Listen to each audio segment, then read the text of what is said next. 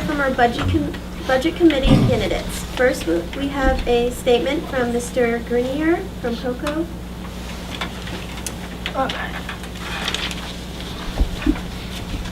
Hello, I am Dakota, also known as Coco. I'm here to read Mr. Grenier's little speech. So here we go. To Guilford High School Student Council and interested citizens. First, my apologies for not being present at this important event. However, a previous commitment prevents me from attending. My name is Richard Grenier, and I am a candidate for the Budget Committee. As a youth in 1970, my parents moved to Guilford from the Wares, and after 3 years of service in the Army, have resided here since and raising 2 sons with my wife, Kathy, on Linda Lane. In 1977, I was hired as a correctional officer at the Belknap County Department of Corrections, retiring in 2009 as superintendent. I have also served as a special duty sheriff for 34 years. I was elected to a 3-year term on the Budget Committee in the early 80s, a rewarding experience in public service, but time constraints and a change in my work schedule prevented me further commitment. I ran unsuccessfully for county commissioner in 2010. When I was contemplating my bid for commissioner, I did a lot of soul searching about why I wanted to be a commissioner and whether or not I had a personal agenda that would be detrimental. I came to understand that you cannot run for public office without having a personal agenda of some sort. That being said, my personal agenda is to serve the citizens of Guilford by not being a rigid yes man or no man to any one political cause. The Budget Committee plays a valuable role in the procedure of bringing a responsible budget to the selectmen. For this system of checks and balances to work, I believe we must not enter the review process with any preconceived notions, but with legitimate discussion, good judgment, and common sense, if we are to make and vote on a responsible recommendation to the selectmen and the taxpayers of Guilford. As superintendent, I submitted several budgets and always understood where every dollar came from. I treated every line item accordingly, and if elected, will do the same as a representative of all Guilford. I would like to take this time to thank President Sanborn and the rest of the Student Council for the opportunity to present this letter in my stead. If anyone has any questions, I may be reached at 387-2368. Respectively submitted, Richard Grenier. Next, we will hear from Mr. Murphy. My name is Skip Murphy. Excuse me. And I've lived here in town for just about 27 years. Married to my wife for almost 31, and have 2 grown adult sons who still live in the area. I've been on the Budget Committee for the last 6 years, and the last 2 as the Vice Chair. And certainly I would have to say there have been times where things have been rather interesting. And as opposed to the letter that was just read, I have always had but one agenda, which is in the form of a question: why should the rise in government spending outpace that of the average family's income? So with that in mind, I have always looked at the budget from that aspect, always trying to say, is there a way to do things better at a cheaper cost?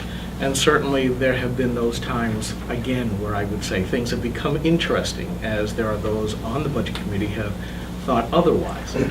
But in the end, we've always turned out a budget for the town folk to vote on, and I'm happy to say that the original reason why I ran for the Budget Committee was to look in that twice annual white envelope and see digit increases percentage-wise, that those have slowed. We've also, since I've been on the board, been able to put several structural changes into the way that finances have gone, especially on the town side. Not that I'm totally responsible for that, but in working with other Budget Committee members and the Select Board, we have seen a change to where employees, as in the private sector, are now paying more for their health insurance, more for their dental insurance. We have seen a change from automatic COLAs to more of a merit system. And while those things may seem to be small, those are very important structural changes that will benefit the taxpayers as the years go forward. I also, when I first started on the Budget Committee, raised a few eyebrows with a wage and salary structure study that showed that Guilford was among the highest paying communities out of the 32 that fit our demographics, and certainly that needs to be looked at as we go forward. And we see that also with the school. There's another study being done by another town in the Lakes region that is looking at administrative and wages at the school level. So I think while we are proud of what this town does, we are proud of what the school does, the ever-present question I think that still has to be answered is, can we do the same? Can we do better, but at a lower cost to the taxpayers of the town? And that's why I'm running again. And I would appreciate your vote on March 13th. Now we will hear from Mr. Savage.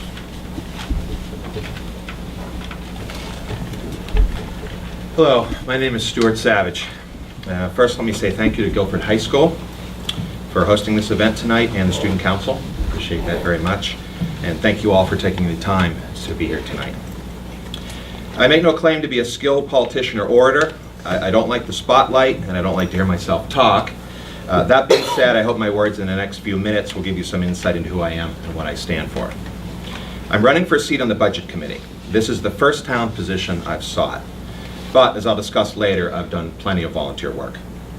My wife's name is Darlene, and we've been Guilford homeowners since the spring of 1997.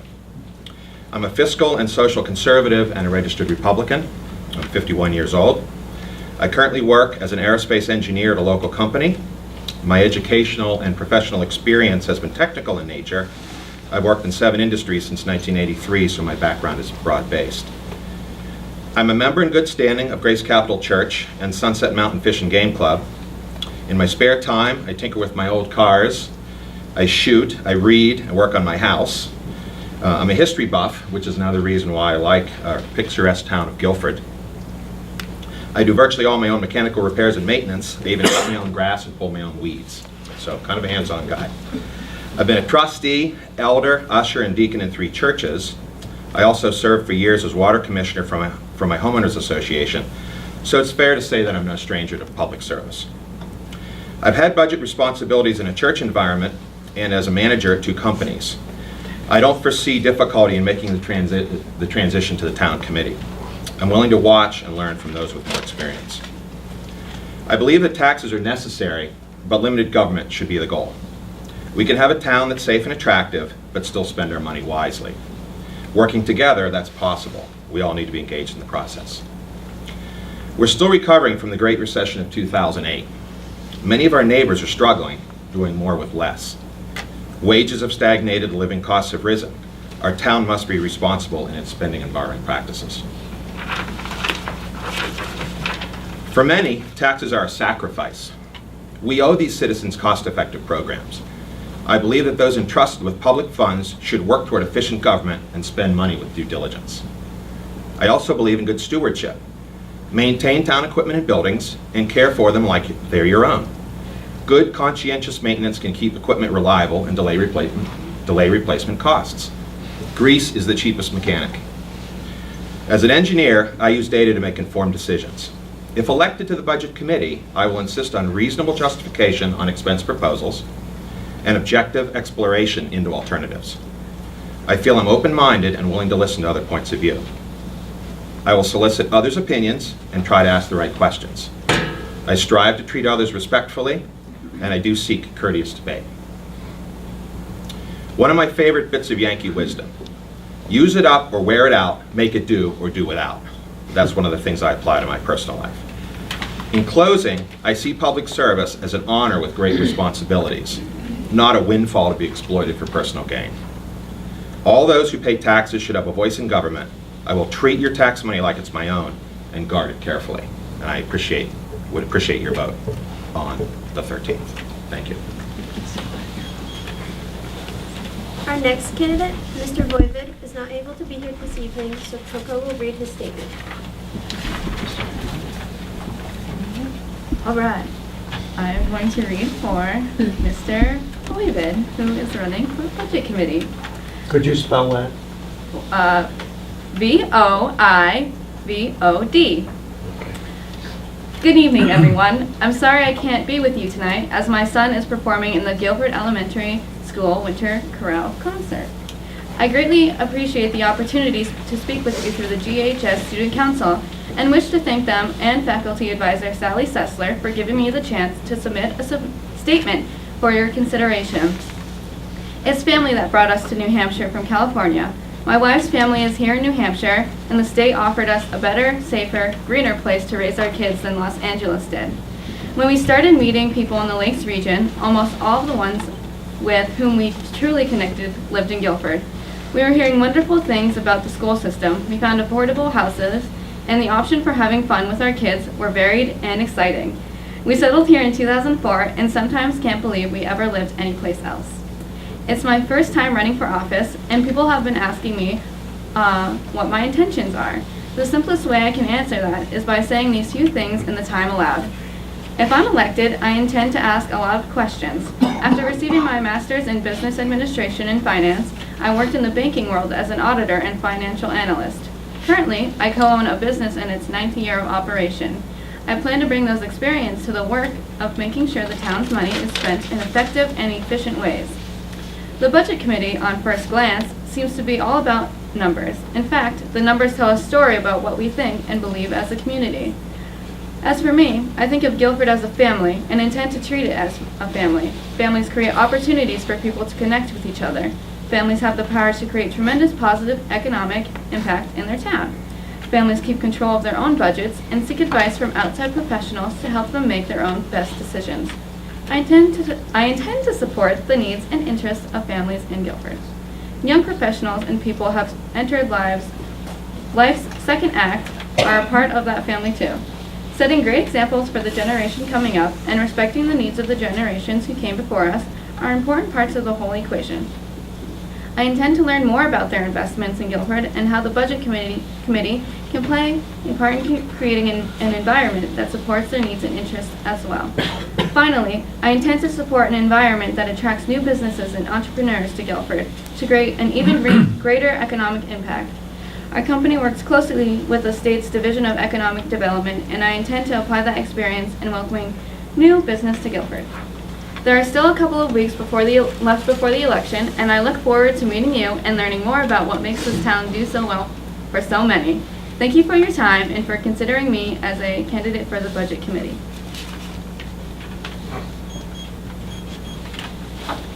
Our next candidate will be Ms. Alchinger. I'm sorry if I pronounced your name wrong. That's okay. Hi, my name is Barb Eichinger, and I'm a little bit newer of a resident than Mr. Weber. I've been a resident here in Guilford since 2008, having bought my property on Governor's Island in 2002. I've been active in the community coaching the local Lakes Region Royals summer youth tennis team, and in fact, we're having another team this summer, and I need some more boy players. Okay, it's a co-ed team, so if you know any boy players, send them on over. I'm also a board member for the New Hampshire United States Tennis Association, so as you can see, I'm a pretty big tennis player, and I love to play tennis, and I like to share my love of tennis with the kids in town. So we've had a lot of fun in that. I've been married for 29 years to my husband, Edward, and we have 3 children. Professionally, I hold a bachelor's and master's degrees in electrical engineering. I am co-founder and vice president of Future Plus Systems Corporation. This is a high technology business, so we make test equipment. Our customers are the designers of personal computers, servers, high-speed electronics, airplane avionics, and things like that. I am active in the International Engineering Standards Organization, and most recently I've been invited to speak at the JEDEC Server Memory Forum in Shenzhen, China. And so I will actually leave this week. So maybe I'll send you guys all a little email from China. I became a property rights activist as a result of Sutton v. Eichinger Guilford Governor's Island Club. This case brought to light the planning and land use ordinance called involuntary lot merging. So that's kind of my local acclaim to fame. I spent several years researching the issue while the court battle raged. In the end, I found that hundreds of lots in Guilford were affected by this unconstitutional taking. I was successful in repealing the ordinance and allowing those affected to unmerge their lots. I got to tell you personally, that was one of the most rewarding experiences of my adult life. Okay, on March 9th, 2010, At 8 o'clock, when we got the results of that vote, that was very, very rewarding. I started getting telephone calls, email messages. The next day I got flowers sent to me, cards. People were waiting for that relief for 30 years, okay? Many people here in town in the 60s and 70s, we didn't have 401ks and mutual funds, and so what they did was they invested in real estate. They would buy 2 or 3 lots next to each other. They would build a house on one. And what happened is the town came along and merged all those lots together. So they could not sell the property for their retirement that they had purchased. So that was a pretty big battle for me. It was an uphill battle, but a very, very rewarding one. One that I would like to personally thank the people of Guilford for voting.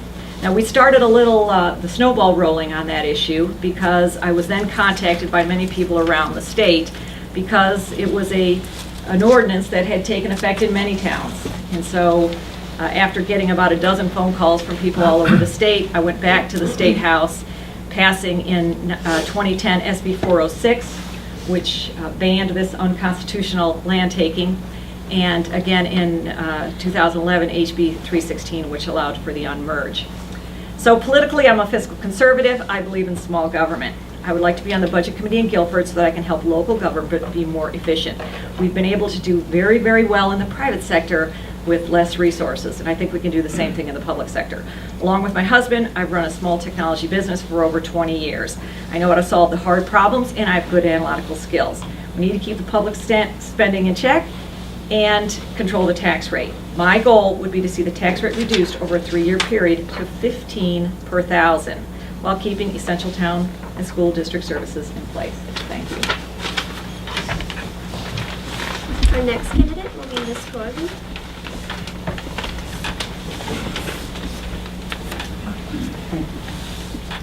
And thank you all for coming. My name is Phyllis Corrigan. I've lived in Guilford since 1997.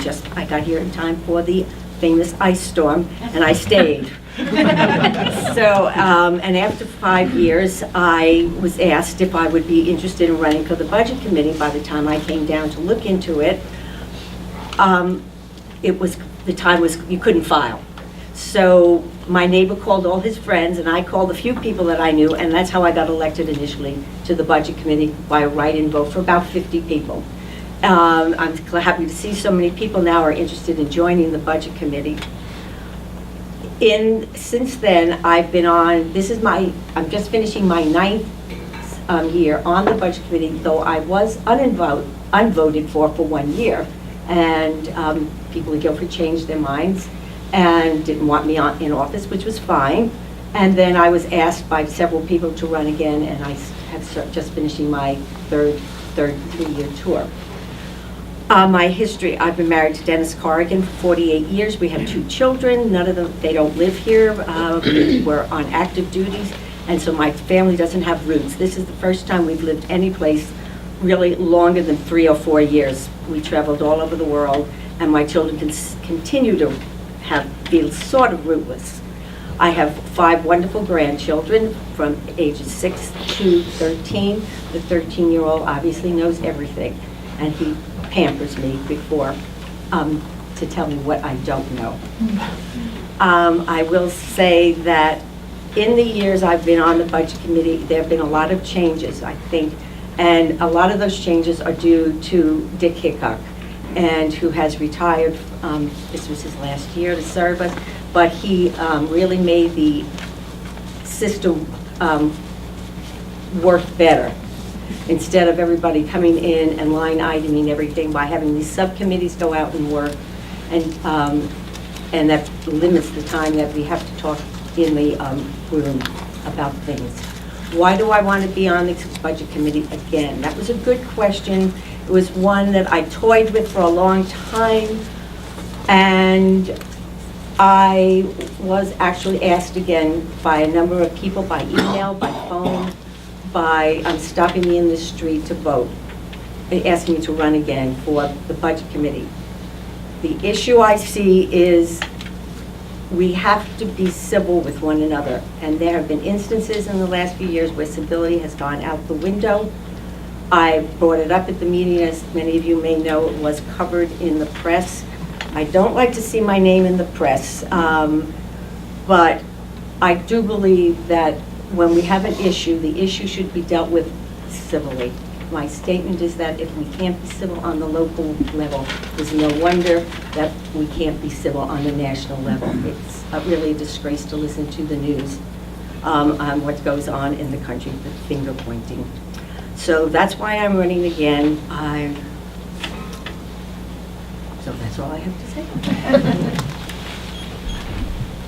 Our final candidate, Mr. Davis, is unable to be here tonight, so Coco will read his statement. Okay, this is for Mr. J. Scott Davis, who is running for the Budget Committee. Dear community, as I have informed Mrs. Sessler, I will not be able to attend your Meet the Candidates night due to a prior family commitment. I would like to, however, give you a brief biography and the reasons for running for the Budget Committee. Presently, I serve on the Guilford Zoning Board of Adjustment, where I have been a long-standing member. I also serve the town of Guilford's fire department as a call EMT and driver operator. I am a professional engineer and am retired from the New Hampshire Department of Transportation after 30 years of service to the state. I have served previously on the Budget Committee by appointment to fill a vacancy on the committee. I served for the 1 year remaining on the term and did not run for re-election. At this time, I have decided to run for one of the vacancies on the board. It is my objective to serve the town in an objective and professional manner, exclusion of any personal agenda. I thank you for the invitation to attend your event. I am pleased with the interest you and your, oh, just kidding, this is for, well, that's pretty much what he has to say.